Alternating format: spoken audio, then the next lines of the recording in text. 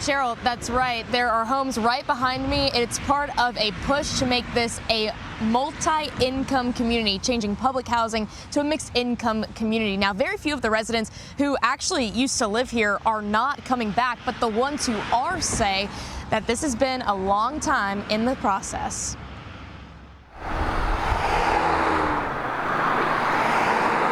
I'm just elated. I'm happy. I'm just grateful. That's how Marilyn Olds feels looking at new homes popping up in Richmond's Creighton Court community. But she didn't always feel that way. The longtime resident watched her home of about 70 years come tumbling down so that the new construction, creating a new mixed income community, could start. 192 public housing units were demolished.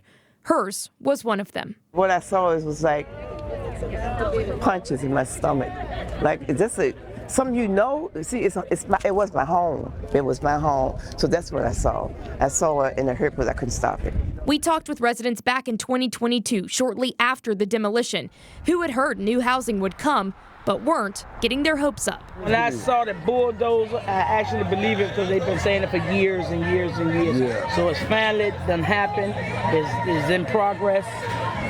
It's a process. So I'm just waiting to see what they're gonna do with this. Now, less than 2 years later, the bare bones of the new homes shine in the April sun.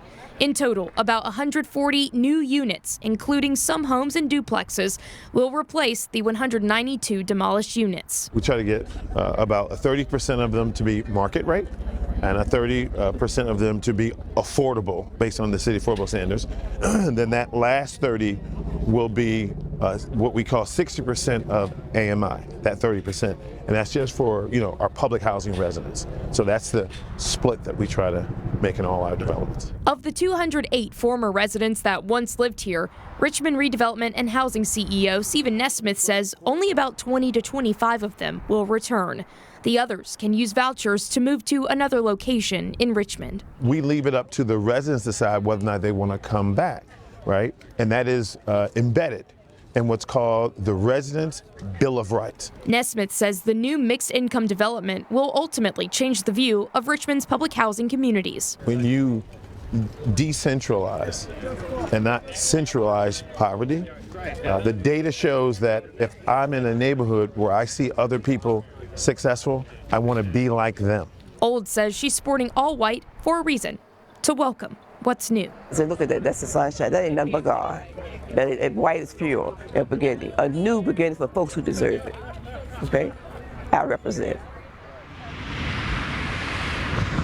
Now, most of these homes will be ready for move-in by 2025. We were also told that something similar may be coming to Mosby Court and Gilpin Court.